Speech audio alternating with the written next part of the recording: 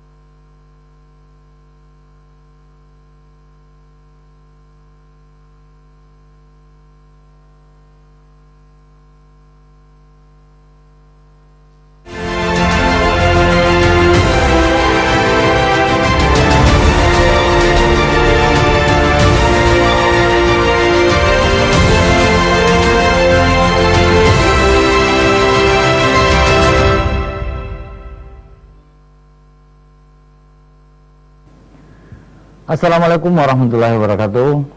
Celebes People, pemirsa Celebes TV dan pendengar Celebes Radio 88,5 FM. Berjumpa lagi kita dalam dialog ekonomi Celebes Economic Outlook, yang kali ini kita akan membahas mengenai yang lagi hangat diperbincangkan oleh masyarakat, oleh pemerintah, oleh dunia usaha maupun masyarakat secara umum, yakni pertumbuhan ekonomi Indonesia maupun regional Sulawesi Selatan. Suatu angka yang cukup tinggi, yakni 7,0% untuk nasional dan hampir 7,6 di Sulawesi Selatan. Untuk membahas tema ini saya akan berdialog dengan Ketua Program Studi Doktor Ilmu Ekonomi Universitas Hasanuddin, Dr. Anas Iswanto Anwar. Selamat datang di studio Pak Anwar, Pak Anas. Kita kembali ketemu lagi. alhamdulillah. Alhamdulillah, bagaimana, sehat? Semangat, tetap semangat. Tetap semangat di masa pandemi ini ya. Perbincangan orang selama ini adalah PPKM. Ya. Segala macam aktivitas terbatasi. Ya. Kebijakan ini menurunkan semua sebetulnya aktivitas di segala bidang, Ya. termasuk ekonomi, bisnis, apapun. Orang heboh PPKM atau tidak, level berapa, level 3 kah, level 4 kah. Tiba-tiba muncul suatu angka yang disodorkan pemerintah di bidang ekonomi, yaitu pertumbuhan ekonomi secara nasional 7,0%. Dan menurut data bahwa itu pertumbuhan yang tertinggi dalam 17 tahun terakhir. 7,0 itu tertinggi dalam 17 tahun terakhir. Walaupun kuartal kedua itu terhadap kuartal pertama hanya 3,31. Tetapi karena dibandingkan dengan kuartal kedua atau triwulan kedua 2021, April, Mei, Juni, dibanding periode yang sama tahun lalunya, itu cukup tinggi. Antara lain katanya karena kuartal kedua tahun lalu itu memang minus, sehingga ada low base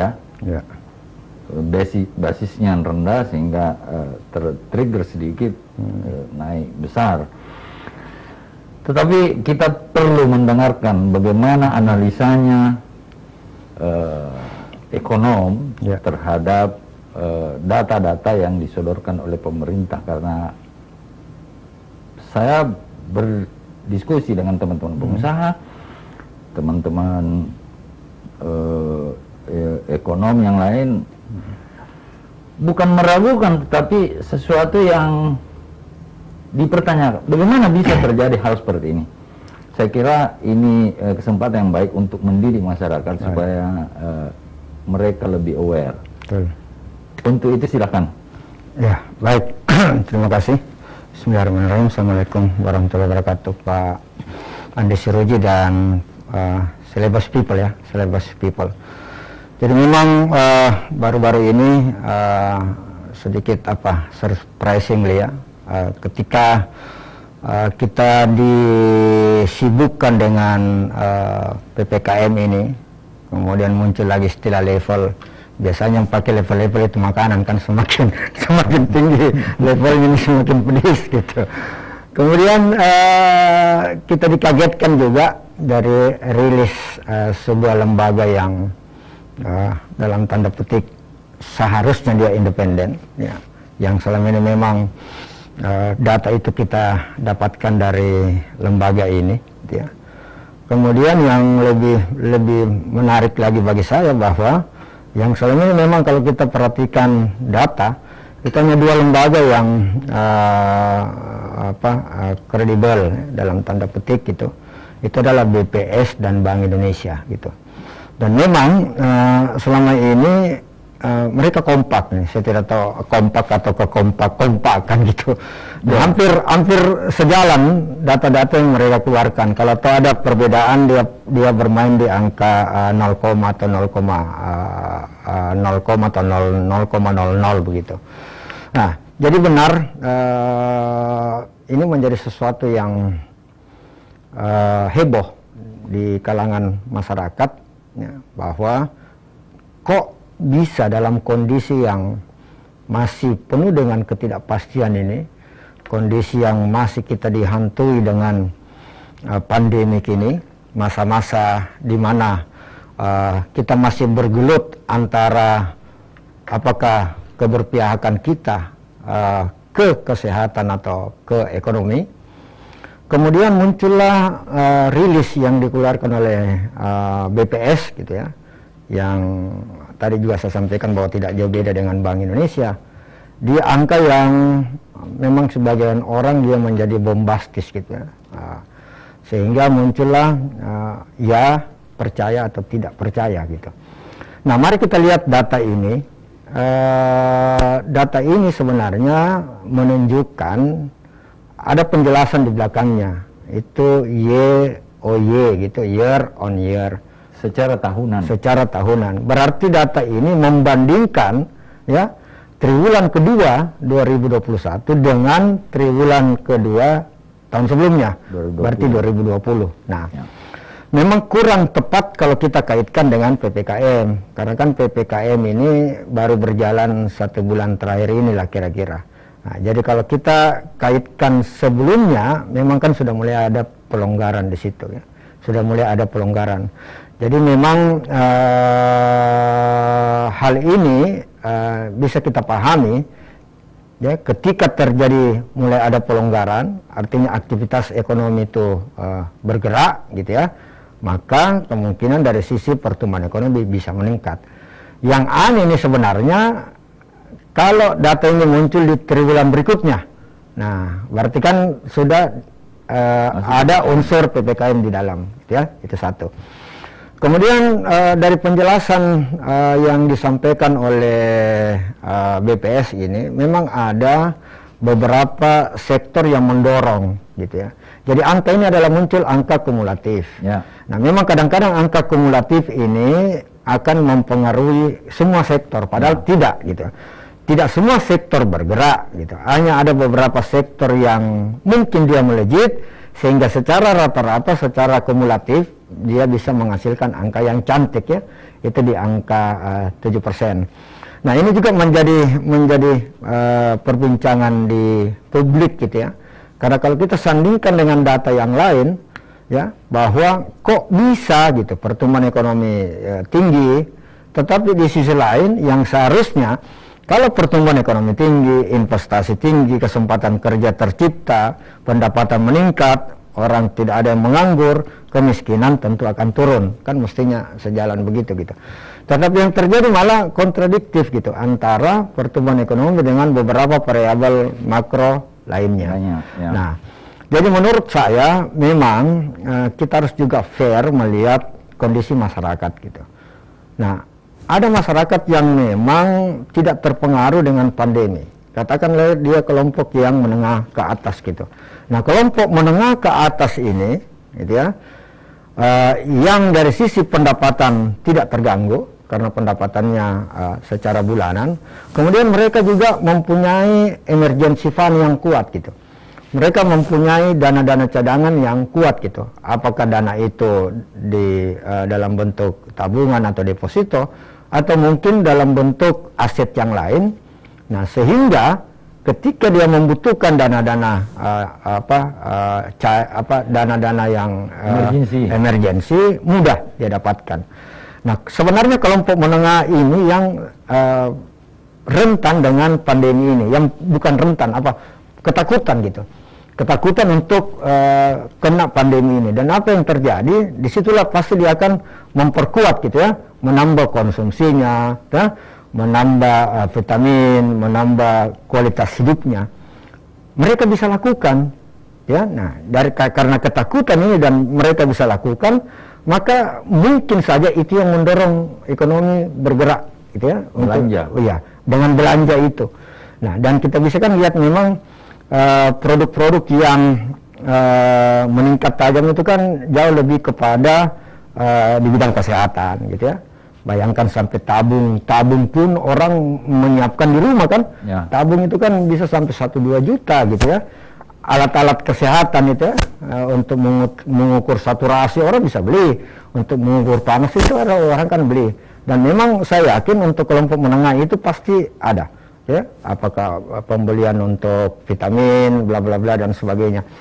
Nah, yang besar dampaknya ini adalah yang menengah ke bawah gitu ya. Menengah ke bawah ini memang yang sangat rentan karena dari satu sisi pendapatannya yang sangat ditentukan oleh aktivitas sehari-hari, mungkin harian, mingguan atau bulanan.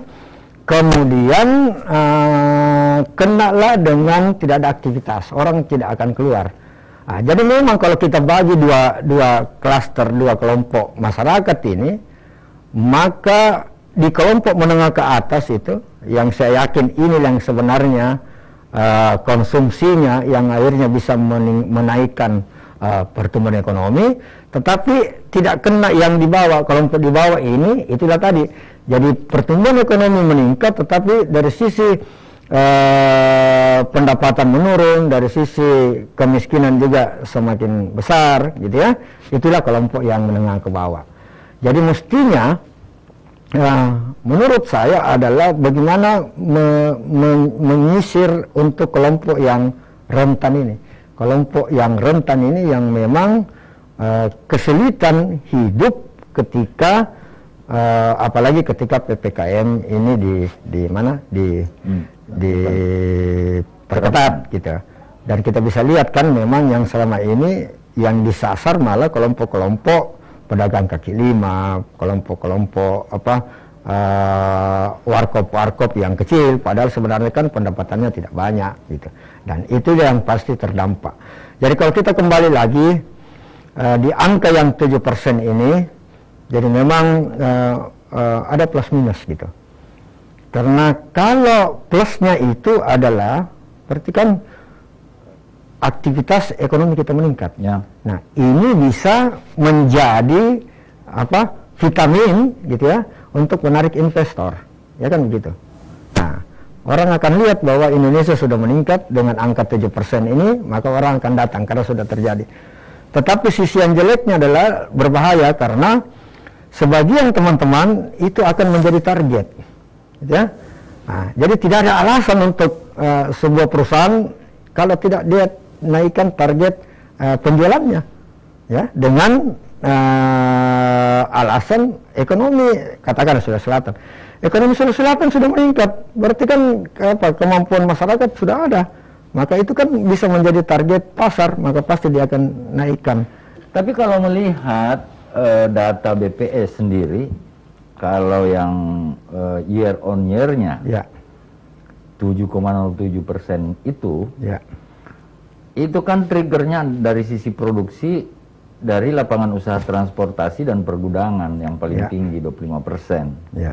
Nah, kalau dari sisi pengeluaran, itu kan ekspor barang dan jasa.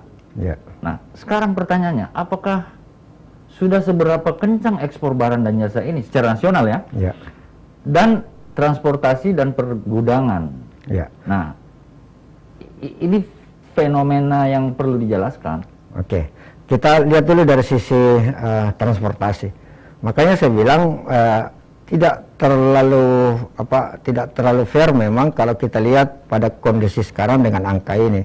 Tetapi kalau tahun sebelumnya kan memang sudah mulai terbuka gitu ya, orang sudah mulai melakukan pergerakan, maka kemungkinan dari sisi transportasi yes gitu. Nah, pergudangan bisa juga yes. Nah, kenapa? Karena pada kondisi yang lalu ini kan memang banyak barang yang tidak terdistribusi, gitu ya. Apakah tidak terdistribusi akibat dari permintaan masyarakat yang turun, atau akibat dari distribusi barangnya tidak bisa jalan akibat dari pembatasan lockdown dan segala macam. Kemudian kalau kita lihat ekspor, gitu ya, memang beberapa negara, gitu ya, memang kelihatan sudah mulai juga pulih, terutama memang negara-negara yang menjadi tujuan ekspor kita. Ya. Nah, jadi itu pasti dengan terbukanya itu, maka kalau negara-negara yang selama ini sudah terbuka, gitu, itu kan berarti daya beli masyarakatnya juga kembali akan menjadi normal. Dengan daya beli masyarakat menjadi normal, tentu saja demand untuk barang-barang impor juga akan semakin. Saya kira ada benarnya itu analisanya Pak Anas, karena menurut catatannya saya himpun ini, Cina itu 18% loh pertumbuhannya, kuartal keduanya juga. Ya. Singapura 14%, Ya. Amerika Serikat 12%. Ya. Tiga negara ini itu Yang termasuk menguasai, Jepang, itu yang menguasai termasuk perimpor kita, Ya. negara-negara tujuan impor kita. Artinya, kalau ekspor terus transportasi pergudangan itu kan berkorelasi dengan pertumbuhan ekonomi di luar. Ya. Artinya apa yang terjadi adalah masih lebih banyak faktor luar negerinya yang menarik perekonomian Indonesia ini untuk tumbuh. Ya. Bisa dikatakan begitu atau? Ya,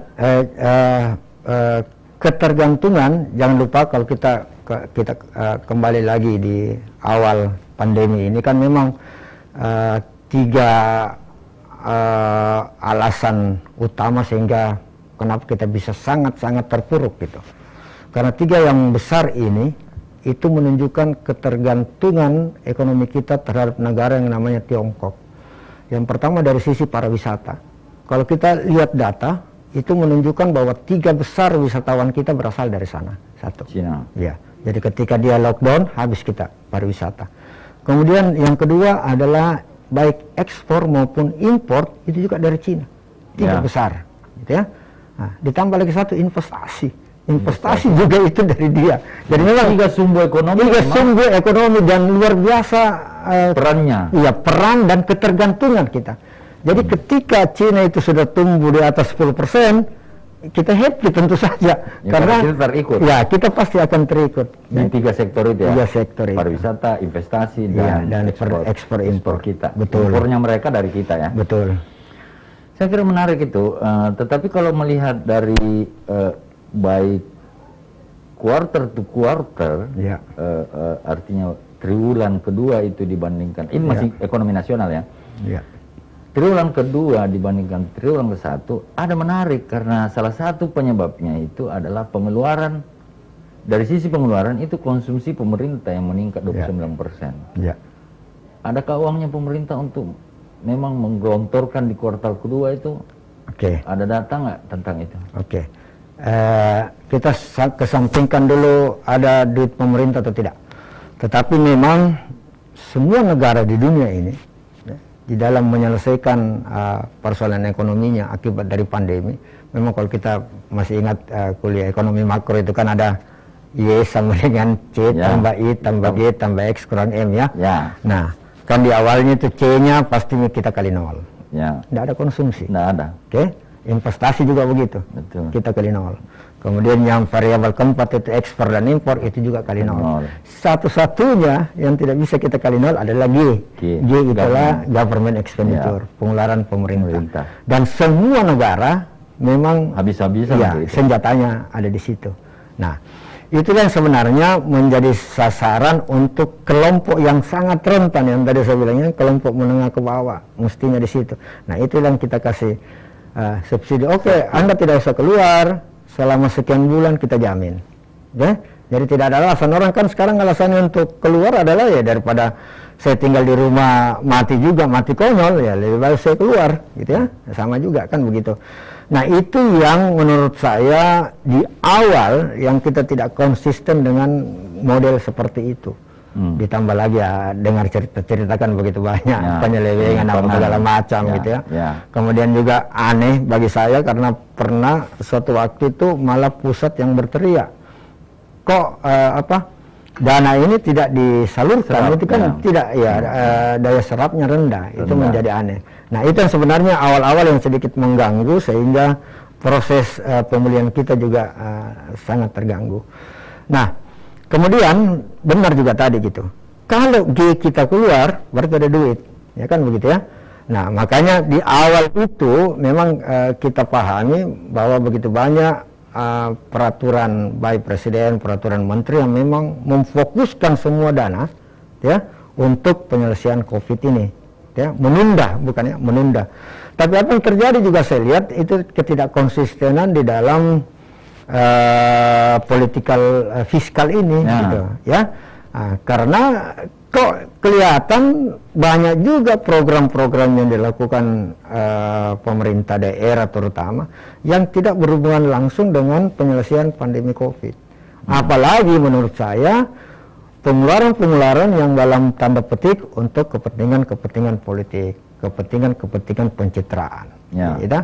Ini yang paling ngeri bagi kepala pemerintahan yang baru pada periode pertama gitu. Kelihatannya kan dia juga butuh stimulus untuk menaikkan citra untuk yang berikut. Nah, itu yang kelihatannya tidak konsisten dilakukan oleh khususnya pemerintah daerah di dalam penanganan COVID ini. Nah, kembali lagi, dana pemerintah dari mana? Memang yang paling mudah adalah pajak. Gitu ya. Sedangkan kita tahu pajak kita kan pasti akan terganggu juga. Makanya awal-awal itu kan muncullah segala macam isu tentang pajak ini kan, sembako dipajak apa segala macam, dan itu sebenarnya salah satu cara untuk menambah pendapatan pemerintah. Dan ternyata itu kesalahpahaman. Sembako yang dipajaki adalah yang premium, yang tidak dikonsumsi oleh masyarakat bawah. Betul. Hanya yang premium, yang impor, yang harganya berlipat-lipat kali dari pasar tradisional kita. Nah, itu yang menurut saya juga ketika ada kebijakan yang akan dikeluarkan oleh pemerintah itu jarak antara judul dengan substansinya itu kadang lama, dan disitulah masuklah hoax yang sebenarnya distorsinya banyak. Distorsi informasinya banyak. Sama juga ketika ada bantuan yang diberikan kepada UKM, ada relaksasi bunga apa segala macam. Itu kan lama sehingga orang tidak tahu yang mana yang akan dibantu ini sebenarnya. Nah, itu bisa juga membuat keresahan di dalam masyarakat. Oke, Panas, kita pindah ke kita memotret Sulawesi Selatan. Sulawesi Selatan juga naik kencang. Walaupun kita juga pernah 8% ya. Di apalagi Makassar misalnya.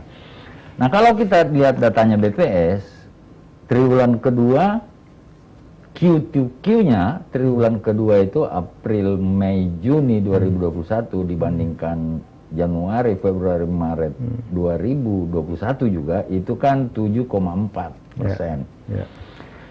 Tetapi kalau triwulan kedua atau kuartal kedua tahun 2021 ini dibanding kuartal kedua 2020 bedanya sedikit, hanya 7,66%. Jadi selisihnya tuh 0,22 aja. Ya. Dibandingkan nasional kan yang lompat tinggi. Bacaan saya adalah sebetulnya kita sudah jalan ya. Sudah bagus di kuartal kedua, pertama, mulai dari kuartal pertama, terus kuartal kedua sehingga tipis aja kenaikannya. Nah, kalau lihat kontributornya adalah itu juga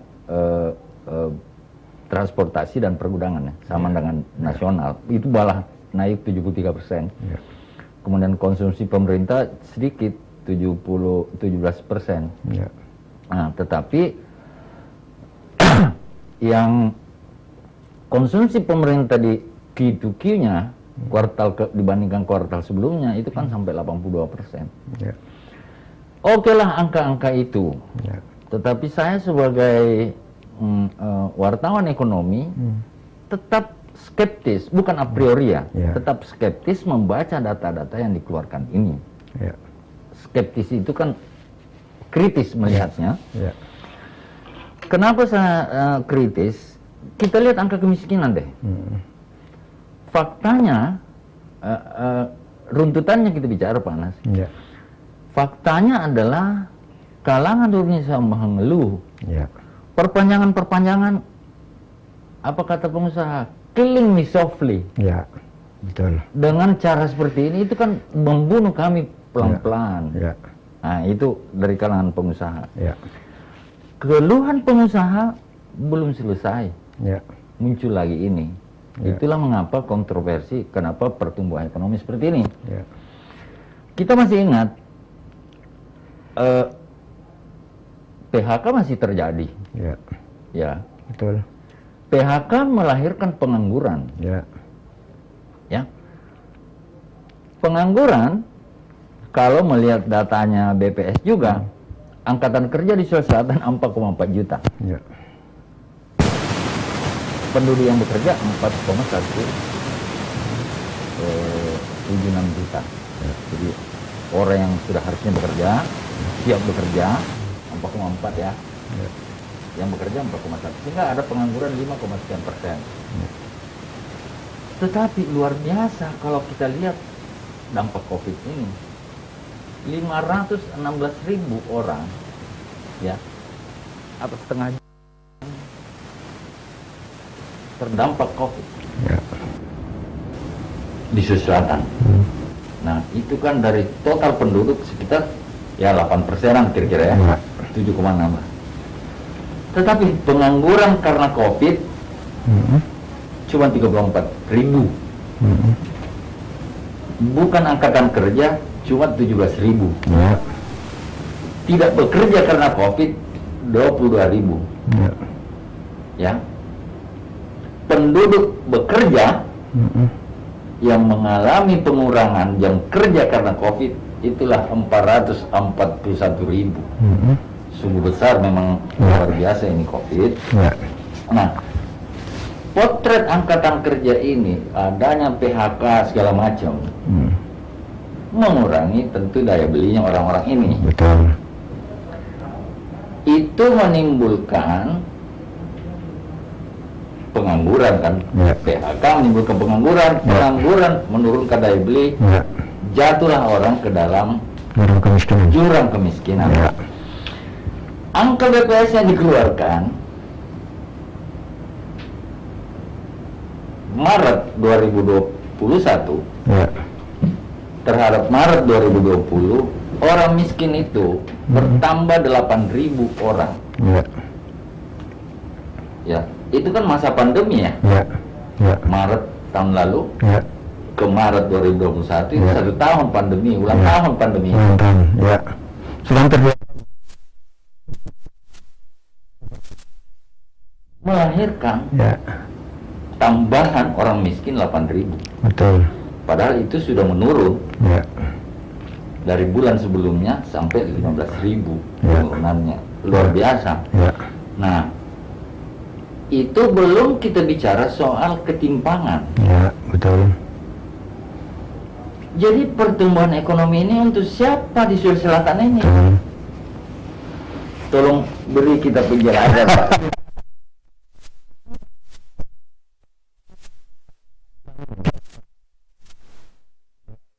Apa artinya pertumbuhan 7,6%? Betul, betul, betul, Siapa yang menikmati pertumbuhan ekonomi di Sulawesi Selatan? betul. Nah, banyaknya orang teriak, Ya, tidak bekerja, Ya. marah-marah orang. ya, Saya naik angkot dari kantor ya, ke rumah, ya, angkutan online, ya, mereka mengeluh, ya, curhat. ya, Saya sudah mau kasih kembali ini, saya punya mobil, Pak. ya. Tidak mampu bayar. Nggak mampu bayar Ya, cicilan. betul. Dulu, ini tambahan, Pak. Ya, Usahanya apa? Warung sarap, Bapak. ya, Waktu itu ada aturan, ya, tutup pukul 17. ya, Ini pemerintah berpikir nggak, Pak, untuk mengeluarkan ya, peraturan orang jual sarapa itu malam, Pak. ya. Tidak ada orang minum sarapa siang hari. Yang enak malam-malam. Kadang-kadang kebijakannya seperti ini Ya. itu membuat masyarakat antipati. Betul. Lantas orang bawah ini mengatakan, ini peraturan untuk siapa, melindungi siapa? Betul. Sehingga bisa terjadi resistensi Betul. di masyarakat ketika kita mengajak masyarakat untuk pakai masker. Ya, Enggak, saya peduli, saya cari uang, Betul. saya mau hidup, saya mau bayar ini, ada SPP-nya anak saya, apa segala macam. betul. Karena peraturan yang sering memojokkan dia, Ya, dalam tanda petik, tanpa sengaja, tanpa terpikirkan, mereka terpojok dengan aturan seperti itu. Ya, untungnya kan diubah Ya. sampai jam 9 malamnya, ya, sehingga hal-hal seperti ini. Nah, kembali ke pertanyaan saya, Ya. siapa yang menikmati pertumbuhan ekonomi di Sulawesi Selatan ini? ya. Sebenarnya jawabannya sederhana, Pak.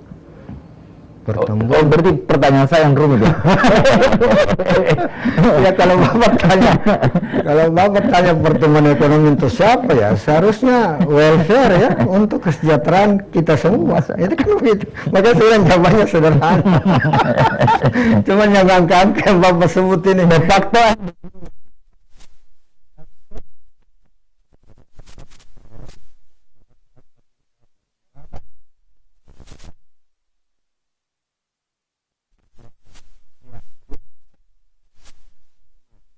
Kita lihat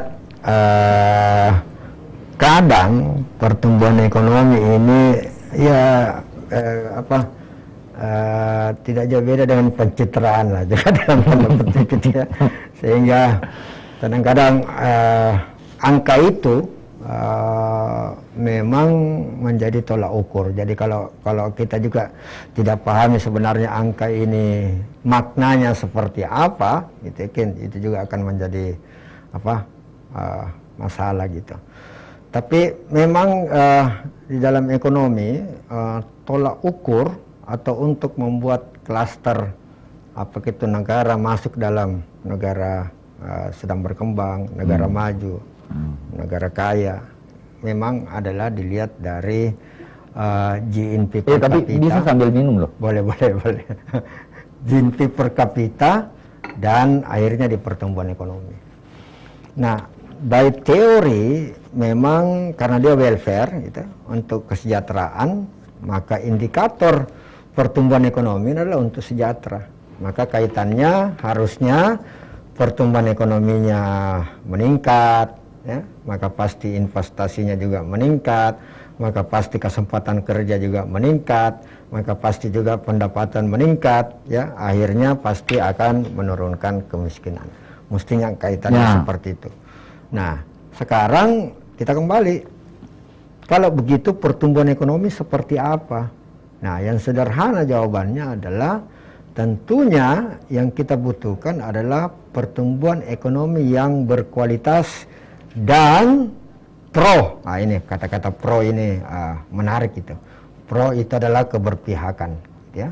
Jadi dia selain pertumbuhan ekonomi itu berkualitas dan juga harus yang mendukung untuk sampai ke situ adalah keberpihakan. Karena kenapa? Kalau kita kembali ke sistem ekonomi memang yang kita pahami, yang kita miliki, karena memang sistem ekonomi kita itu adalah sistem ekonomi campuran, di mana pemerintah bisa masuk ke dalam, ya, di dalam ekonomi. Nah, masuknya pemerintah ini bisa langsung dia sebagai pelaku, katakanlah BUMD atau BUMN. Kemudian yang kedua dia masuk dengan regulasi, dengan kebijakan. Nah, jadi kalau kebijakan yang masuk ini tidak benar-benar pro, tidak benar-benar berpihak kepada people, kepada pure kemiskinan, berpihak kepada UMKM segala macam, maka tidak akan sampai kepada welfare. Nah, kesejahteraan umum. Jadi sangat ditentukan oleh stimulus dari kebijakan.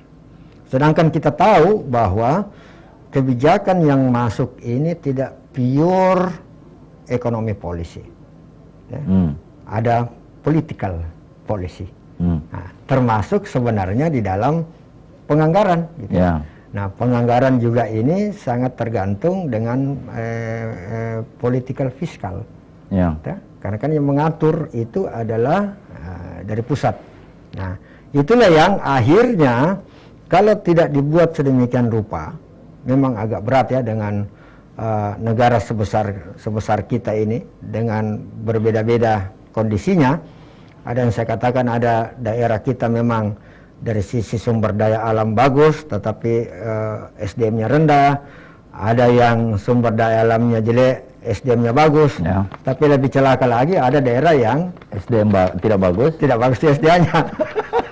Nah, sebagai bapak dari daerah-daerah yang seperti ini kan harus bertindak adil, ya. Nah, itulah yang sebenarnya akhirnya menimbulkan isu-isu mau mendirikan negara ya, itu yang tidak dibenahi. Jadi kembali lagi dari sistem ekonomi politik yang kita miliki. Tapi kalau misal dalam konteks Sulawesi Selatan dengan data-data seperti ini, bagaimana bisa menjelaskannya? Yang saya jelaskan tadi, pertumbuhannya 7%, tapi data-data yang saya paparkan kan kok seolah-olah bertentangan gitu. Betul. Sulawesi Selatan itu spesifik juga, Pak. Kita harus pahami dulu. Sulawesi Selatan itu kan bukan hanya Makassar. Ya? Dia. Nah, jadi kalau angka keluar rata-rata Sulawesi Selatan, pertanyaannya adalah apakah daerah lain juga begitu? Ya. Kan belum tentu. Nah, berarti ada yang memang di atas angka ini dan ada yang di bawah. Nah, di atas inilah yang mensubsidi. Nah, berarti dari sisi ketidakseimbangan juga region di Sulawesi Selatan itu juga besar. Ya, itu juga besar. Ada daerah yang malah di bawah 5% gitu. Ya. Tetapi ada memang di atas. Makassar kadang bisa sampai 9%. Gitu ya. Nah, sekarang kalau begitu berarti ada yang memang kelompok usaha atau kelompok masyarakat yang besar perannya terhadap angka yang 7 ini. Itu mungkin dijelaskan di Gini ratio ya? Salah satunya. Gini ratio itu menunjukkan bahwa melebarnya kesenjangan. Dan bukan hanya Sulawesi Selatan, Indonesia juga begitu, nasional juga begitu. Malah tahun lalu itu kita sampai di nasional ya, kita pernah sampai di angka 0,42, itu terbesar juga terjadi kesenjangan yang terjadi di negara kita. Nah, jadi kalau kita kembali lagi, itulah yang menunjukkan sebenarnya kelompok masyarakat yang mendukung di angka 7% ini. Tetapi yang muncul 7%, siapapun dia, ya, selama masuk sebagai penduduk Sulawesi Selatan, berarti tidak masuk. Jadi sama istilahnya kalau kita katakanlah bagi-bagi gitu ya. Ada pembagi, ada pembilang, ada pembagi gitu. Ya. Nah, jadi kita semua berada pada posisi di bawah gitu, pembagi. Ya, tetapi yang di atas ini mungkin saja ada satu orang, tapi dia bisa mewakili satu kecamatan, mungkin satu kabupaten ya, karena dia memiliki kemampuan ekonomi yang tinggi. Nah, jadi yang muncul adalah rata-rata. Nah, itu dia. Nah, jadi kalau begitu seperti saya bilang tadi, kalau analisa saya adalah memang bisa sampai di angka 7% akibat dari kelompok masyarakat yang kelas menengah ini yang memang lagi banyak, OKB, orang kaya baru. Ya. Nah, biasanya kan kalau ada keluarga kita nih OKB, kalau orang Makassar itu menyebutnya mendapatkan penyakit piti gitu kan, piti bali-bali, piti sabar di Bali. Pokoknya piti. Nah, itu dia. Nah, ini yang kelompok ini yang di tengah. Nah, ini yang men-trigger sehingga pertumbuhan ekonomi kita tinggi. Nah, yang di bawah, ini yang memang kasusnya berbeda. Tetapi tidak tercover di angka 7% ini. Nah, sehingga tidak heran, kalau menurut saya tidak heran kalau pertumbuhan ekonomi memang tinggi, tetapi pengangguran juga tinggi, kemiskinan juga tinggi. Akibat dari, itu dia tadi ya, ada sekelompok masyarakat yang memang menikmati sehingga sampai di angka 7%. Ada yang tidak. Nah, pertanyaan berikutnya, kalau begitu bagaimana? Ya, itulah tadi yang saya bilang, harus ada regulasi, harus ada aturan yang untuk welfare semua. Ya. Jadi negara tidak melihat siapa yang penyumbang terbesar, seharusnya negara melihat adalah semua individu yang domisili atau tinggal di Sulawesi Selatan. Kalau tidak, maka saya yakin angka Gini rasio kita juga akan semakin besar. Ya. Kesenjangan pendapatan juga semakin besar. Dan kalau tidak lebih hati-hati lagi, bukan saja hanya sampai di unbalance pada income, dia akan sampai juga di unbalance pada region. Ya, daerah-daerah juga akan mengalami kesulitan. Kota dan desa juga akan seperti itu. Nah, itulah isu yang selama ini yang mestinya dimasuki, karena memang kita sistem ekonomi, maka negara bisa masuk dengan membuat regulasi segala macam. Tetapi regulasi yang kita harapkan adalah regulasi yang keberpihakan, yang harus. Jadi artinya masih struktural dong kalau begitu ya. Yes. Dan some people left behind. Yes. Sehingga,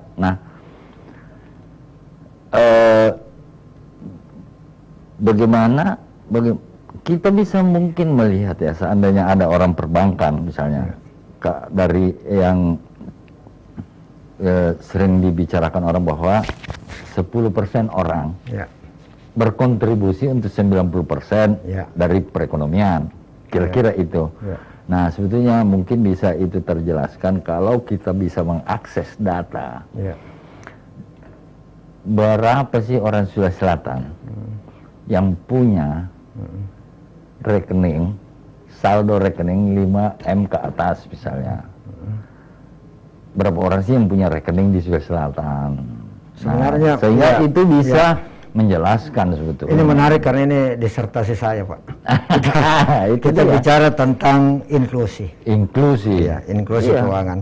Nah, inklusi keuangan ini kita bisa sandingkan dia dengan literasi keuangan. Tapi ada yang menarik juga sekarang, kebetulan Bank Indonesia juga sangat concern ini, dan kebetulan ada riset yang saya lakukan sekarang.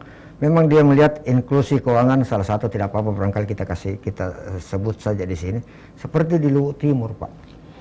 Nah, Luwu Timur itu tambang, ya, dominan di tambang.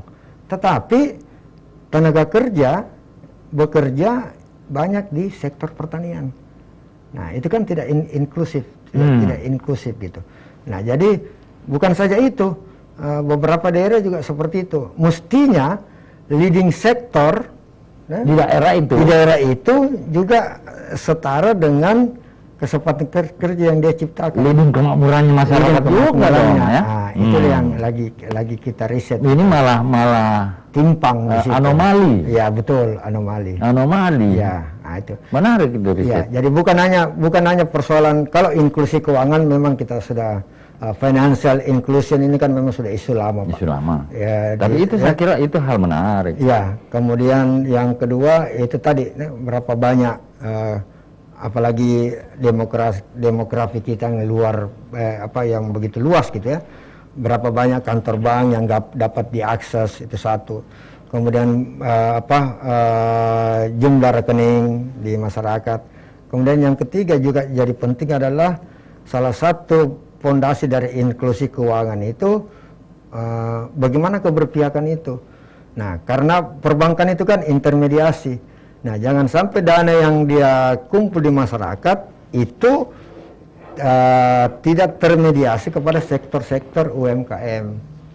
Saya kira Pak Anas itu harus menjadi perhatian pemerintah. Ya, harus. Yang leading sektornya ekonomi di suatu daerah, harusnya ini menjadi leading kemakmurannya juga. Betul. Leading sektor kemakmurannya masyarakat setempat. Betul. Termasuk Sulawesi Selatan. Ya. Saya sedih sekali. Saya melakukan riset kecil-kecilan. Ya. Sederhana, saya anak petani. Ya. Sehingga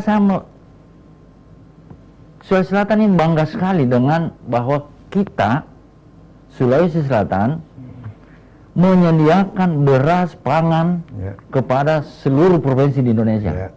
Betul, lumbung pangan. Lumbung pangan. Ya. Tetapi apa yang dialami nasib petani?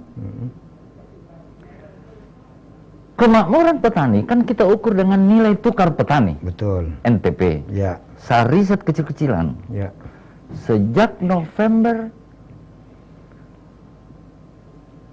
2019 itu nilai tukar petani di bawah 100. Ya. Artinya apa? Petani itu tekor, Ya. terutama petani pangan. Ya. Kan indeks, kalau kita secara ekonominya kan indeks harga yang diperoleh petani Ya. dibandingkan dengan indeks harga yang dibayarkan petani. Ya. Biaya produksi. Biaya produksi, konsumsinya untuk hidup dan berproduksi. Ya. Itu kan di bawah 100 terus. Tekor berarti. Tekor berarti petani. Lah, ini yang saya bilang. Kita pertanian mengandalkan pertanian, tapi kita tekor petaninya. Ya. Ini yang berbahaya kalau menurut saya, sehingga perlu mendapat perhatian pemerintah juga. Ya. Sebenarnya kalau kita bicara pangan, itu kan memang pemerintah punya misi di situ. Karena dia menjadi makanan pokok, maka ketersediaan itu menjadi tanggung jawab pemerintah. Kemudian kedua, harga. Nah, makanya ada harga dipatok gitu kan. Nah, ini sebenarnya harga yang dipatok untuk tidak membuat petani menjadi miskin. Ya kan begitu. Ya. Tapi ini kan juga lagu lama gitu. Belum apa-apa mulai kasus pupuk susah, benih susah. Kemudian ditambah lagi walaupun ada Bulog, saya juga kadang-kadang tidak mengerti posisi Bulog di sini. Tetapi tengkulak juga masih merajalela di luar gitu. Jadi saya setuju sekali. Dan apa yang terjadi kalau harga membaik, nah harga ini seharusnya kan dinikmati oleh petani. Tetapi bukan petani yang menikmati akibat dari kenaikan harga ini. Nah, tapi ini dinikmati oleh pasokan rantai yang panjang ini, para pedagang-pedagang pemburu rente ini. Dan pemerintah cepat sekali menahan kenaikan harga produksi petani. Betul. Karena melindungi konsumen. Betul. Nah, jadi yang mana kan? Ya. Lindungi konsumen atau lindungi produsen petaninya. Betul. Padahal ini yang kita andalkan untuk berproduksi. Kan pemerintah tidak bisa menanam padi dong. Belum lagi kita bicara beras impor. Belum lagi bicara impor. Bocor sana, bocor sini. Bocor kan katanya. Nah, ketika itu dikontrol. Tapi pemerintah hanya mengontrol kenaikan harga produksinya petani kita. Ya. Tetapi harga yang dibeli petani, pupuk, apa segala macam, termasuk makanan kebutuhan hidup sehari-harinya, pemerintah tidak bisa kontrol. Betul, betul. Ada tim pengendalian inflasi daerah. Ya. Berfungsi nggak itu? Betul. Untuk mengendalikan itu. Kayaknya berfungsi karena selalu dapat penghargaan. Nah, itu dia. Itu dia maksud saya. Kenapa ketika masyarakat menikmati harga, petani ini misalnya menikmati harga lebih cepat sekali dikontrol. Tapi ketika petani belanja untuk kebutuhan produksi tidak terkontrol. Ini ketimpangan. Ini juga menjadi masalah yang bisa menimbulkan rasa ketidakadilan. Rasa ketidakadilan bisa menimbulkan konflik. Betul. Bisa menimbulkan a priori masyarakat terhadap ketidakpercayaan lagi.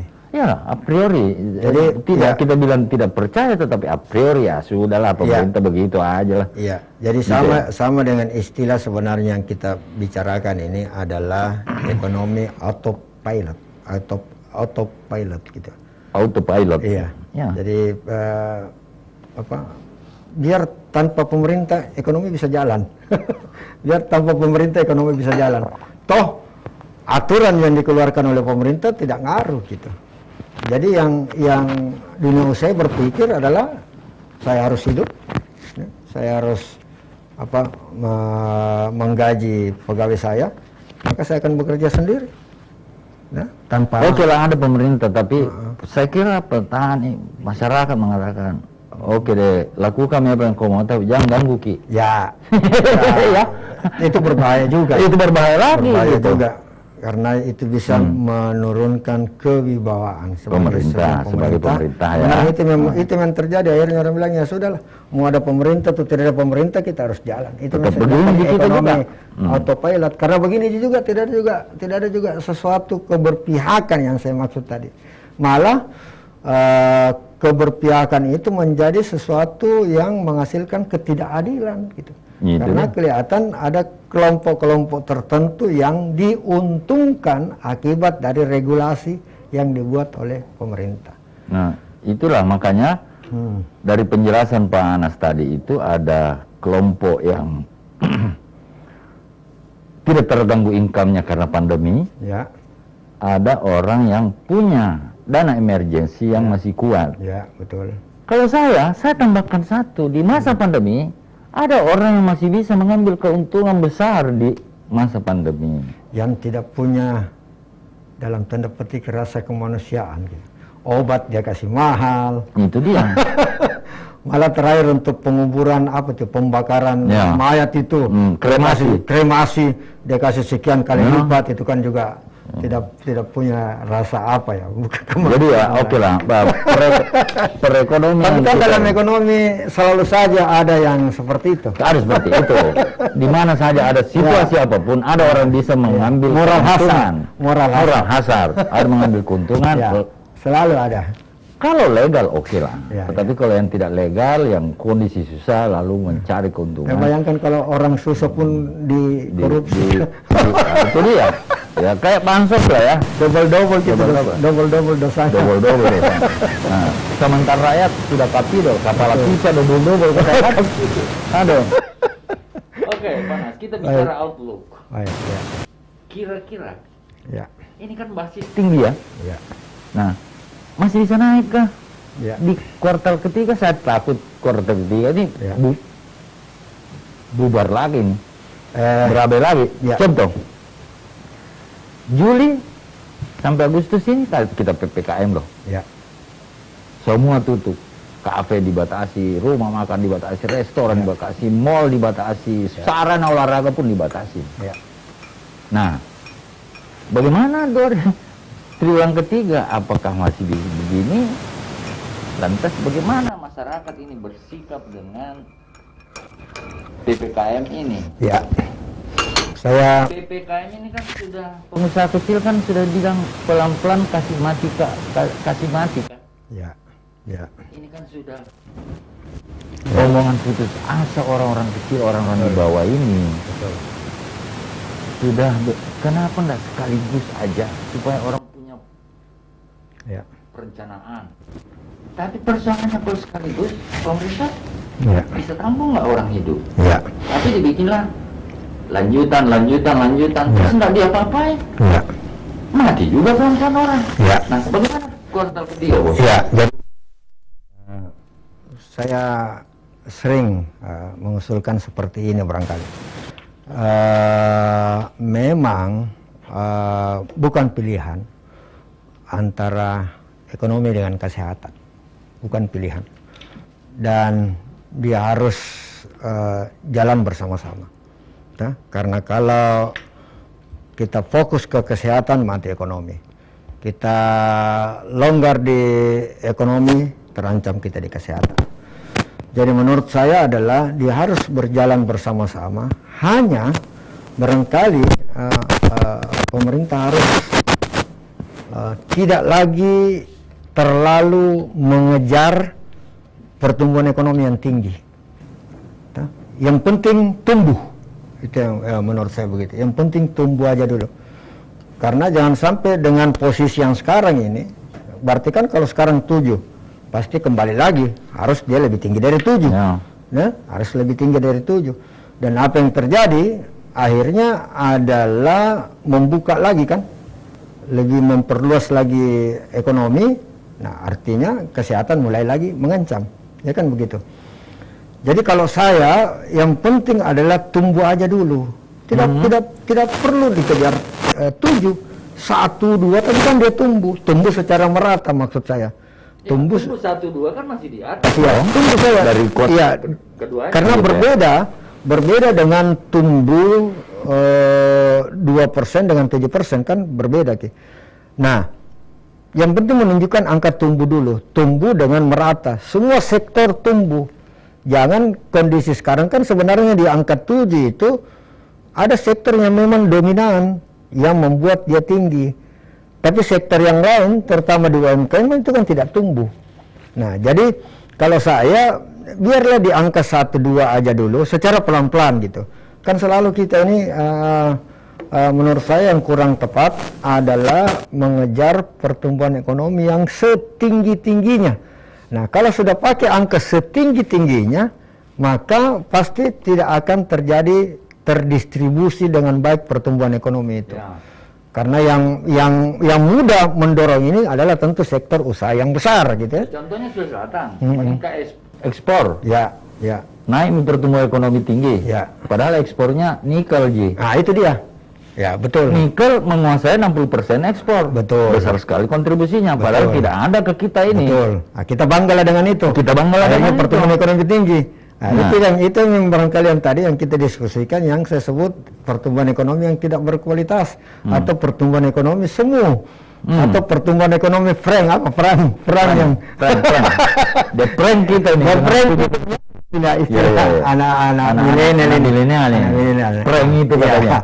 Jadi kalau saya yakinkan semua sektor tumbuh walaupun hanya di angka 1-2%. Nah, itu baru menunjukkan bahwa pertumbuhan ekonomi yang berkualitas, termasuk investasi yang masuk adalah investasi yang berkualitas.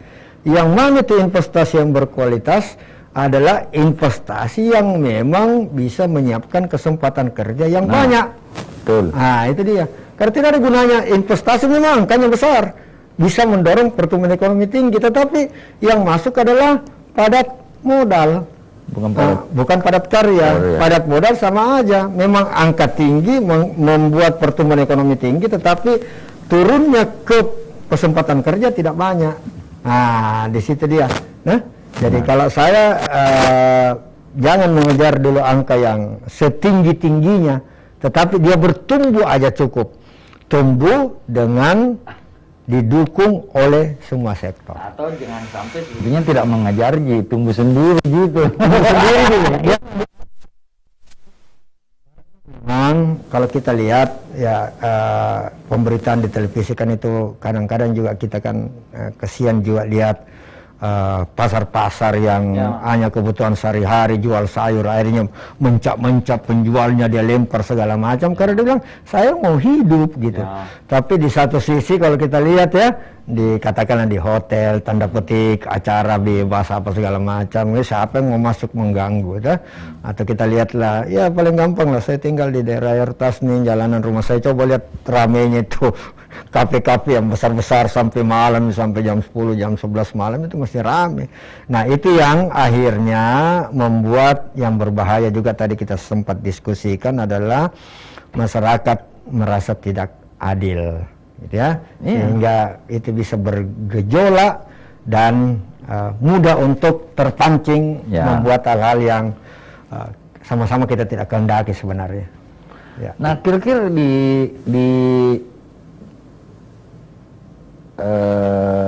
kuartal ketiga, Juli, Agustus, September, prospeknya? Kalau melihat kondisi ini menjelang itu kan PPKM level 4, kemudian diperpanjang lagi. Iya. Sampai 23 Agustus. Iya. Kalau asumsi itu kita pakai, maka syukur-syukur bisa bertahan. Di level yang ada sekarang ini. Syukur-syukur ya. Dengan asumsi pertumbuhan yang sama atau nilainya? PDRB-nya? PDRB naik dong. PDRB kita pakai asumsi dulu. Nah itu kan sebenarnya PDRB itu yang banyak didorong oleh perangan luar negeri. Nah, jadi kembali lagi, selama negara-negara yang 3 besar tujuan ekspor kita ini stabil, nah, maka dia bisa gitu. Tapi kalau tidak, ini bisa terganggu. Itu dia, itu pasti bisa terganggu. Nah, kan di situ aja. Ini juga kalau lihat yang saya bilang tadi, pengeluaran konsumsi pemerintahnya di Sulawesi Selatan 82% kuartal kemarin. Apakah masih bisa kasih naik dia 82% dari kuartal yang lalu nanti di kuartal kan ketiga? Kan bisa 100% kan apa? Peningkatannya. Oh, peningkatannya. Nah. Peningkatannya. Jadi belanjanya pemerintah di kuartal itu kemarin dengan kuartal sebelumnya itu kan naik meningkat 83%. Bahwa apakah itu 100% kan kalau saya ini kan menarik karena ini kan saya lihat pejabat pemerintahan ini kan sudah mengklaim keberhasilan akibat dari angka yang tinggi ini ya. Wah itu adalah keberhasilan. Yes, kalau dilihat angka. Angka cantik. Tapi kan pertanyaannya adalah ya itu tadi, apa di balik angka ini? Ya karena kan tidak, itulah yang digugat. Ya tanpa perlu kita melakukan riset, baik kasat mata saja kan kita bisa lihat di mana-mana di jalanan kan orang juga kita wawancara langsung, orang masih merasa kesulitan gitu. Kira-kira sektor apa yang potensial tumbuh ini? Baik faktor eksternalnya maupun faktor internalnya. Begini, memang kalau sebenarnya gampang, kalau angka yang kita kejar, ada sektor yang menengah ke atas ini gampang menaikkan ini, gampang, tanpa kita sentuh pun dia akan bergerak. Tapi kan kita kembali, ini kan ekonomi inklusif gitu. Nah, kita tidak melihat yang ke bawah jumlahnya banyak, tapi nilainya memang kecil. Tapi itu yang akan mempengaruhi kemiskinan kan, karena jumlah di situ.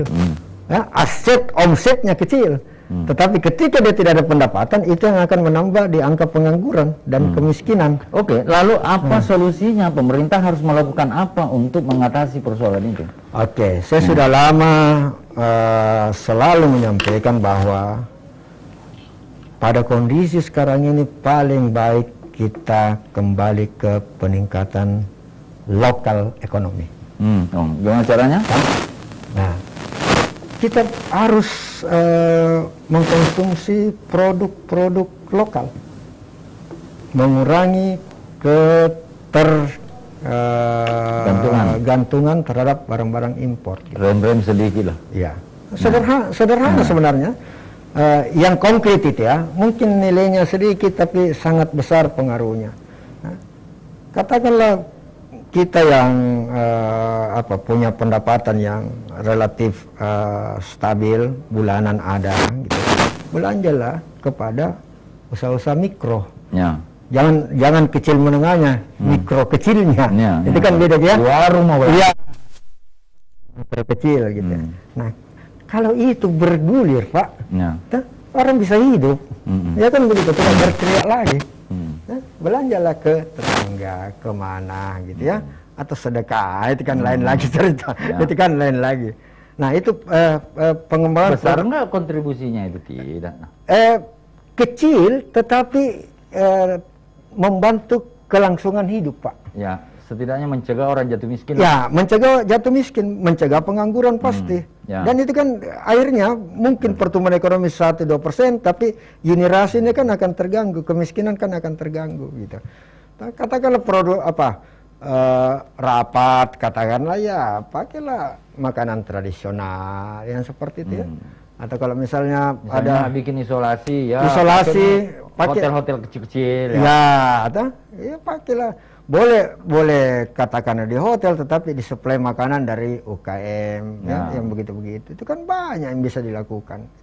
Nah, kalau ya itu yang kita maksud tadi, keberpihakan. Dan memang kita lihat di masyarakat, ya akhirnya tuh gerakan-gerakan ini kan muncul dari empati masyarakat. Itu kan itu luar biasa juga menurut saya. Tapi itu kan sustainability-nya diragukan. Kita kan mau sustainable dengan instrumen kebijakan. Tidak bisa, kita barangkali harus dulu mulai dari, kan masalahnya sekarang kan pandemi. Selesaikan dulu Pak. Selesaikan dulu pandeminya. Priority. Kita punya skala prioritas. Karena itu kan yang mengganggu. Jadi harus bersabar lah dulu untuk menyelesaikan pandemi ini. Ya. Dan tapi sektor apa yang kira-kira bisa tumbuh tahun kuartal berikutnya? Kalau tidak jauh beda sebenarnya dalam kondisi ini, bahwa sisi makanan pasti tidak tetap stabil, orang pastikan akan makan. Tetapi suplemen yang berkaitan dengan peningkatan imunitas itu pasti akan leading terus itu. Nah, apalagi orang yang berduit pasti ketakutan ini sekarang segala macam vitamin dia pakai, alat-alat kesehatan yang mahal kan akhirnya, karena mungkin orang ketakutan ya kayak saya lah ini, saya takut tuh. Saya takut ya, akhirnya ya saya belilah alat-alat pengukur panas, pengukur saturasi. Oksigen kan juga ada sekarang yang kecil-kecil gitu. Itu kan akhirnya kita beli untuk persiapan dari rumah. Konsumsi ya. Ya, konsumsi. Kalau dari segi produsen misalnya, bagaimana sektor usaha yang produsen makanan kah atau? Kalau makanan makanan dan alat-alat kesehatan saya kira masih stabil. Kalau fashion ini akan mulai terganggu saya kira. Apalagi kalau diperpanjang, ya orang beli baju mau dipakai kemana? Nah itu pasti akan terganggu. Tetapi sebenarnya kalau kita lihat dari sisi trade-nya by online itu tetap stabil. Iya, tetapi kalau dia di sisi sebelah pasti kan terganggu yang tradisional gitu ya, yang konvensional pasti akan terganggu. Nah jadi sekarang kelompok-kelompok yang terganggu dengan ekonomi digital ya harus bangkit sendiri, harus berinovasi sendiri. Pindah ke digital. Harus pindah, karena kalau tidak ya begini, tidak selamanya harus digital. Ya. Jadi tidak selamanya harus digital, tetapi dengan memanfaatkan WA, bikin grup penjual ikan kan sudah punya grup-grup seperti itu, penjual sayur kan sudah punya, itu kan sudah inovasi yang dia buat sendiri ya. Kelompoknya mama dong. Mama gitu ya, tiap pagi. Pesan apa malam-malam udah pesan kan, subuh belanja dia. Betul. Tinggal itu ngantar. Nah itu kan muncul sendiri dari inovasi karena orang harus bertahan gitu ya. Kemudian memang yang akan keluar dan sukses itu adalah orang yang memang mau belajar terus, melihat apa masalah, kemudian mencari jalan keluar. Jadi properti, pariwisata, properti masih terganggu. Masih terganggu ya semuanya. Memang kalau kita lihat dari sektor katakanlah transport mobil ya, rumah gitu ya, memang harus dilakukan relaksasi gitu. Kan PPN, BM untuk kendaraan bermotor, kemudian PT apa itu ya, untuk rumah itu kan mulai dikurangi. PPATB. Iya, PPATB ada. Biar perolehan tanah dan Ya, bangunan. ya, itu kan sebenarnya juga tujuan dari pemerintah untuk mulai menaikkan. Cuman memang konsekuensinya ini bergerak, tetapi kan pendapatan pemerintah lagi berkurang gitu ya. Nah, memang harus begitu. Trade off-nya ada di situ, tidak bisa Kira-kira kuartal ketiga Sulawesi Selatan masih bisa ada perbaikan atau malah stuck nanti? Kalau kita kembali ke leading sektor, Sulawesi Selatan kan masih di pertanian. Jadi pertanian ini sangat ditentukan oleh perdagangan luar negeri. Jadi selama itu tidak terganggu, kemudian ekonomi global bisa stabil, saya kira bisa. Nah, hanya memang yang di luar itu harus ada dorongan dari masyarakat dan dari pemerintah tentu saja untuk mendorong sektor lain untuk juga bisa bergerak. Oke. Menarik sekali perbincangan, tapi waktu juga membatasi kita, Banas. Saya kira ada pesan Pak Anas tadi bahwa dahulukan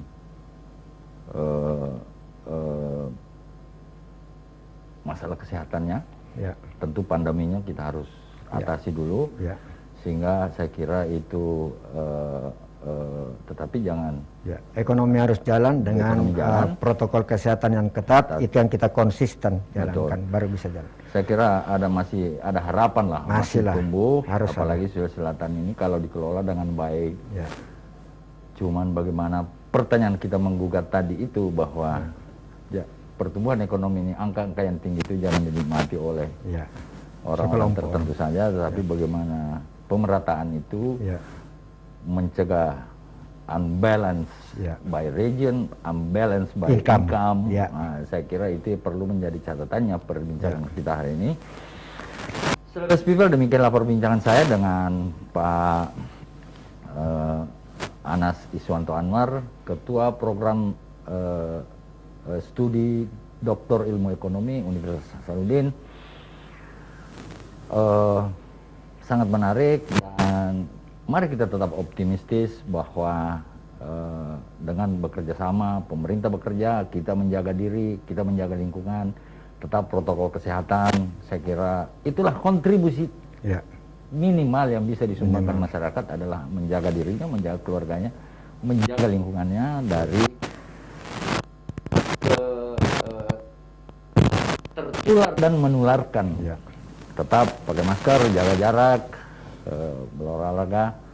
Sampai jumpa. Assalamualaikum warahmatullahi wabarakatuh.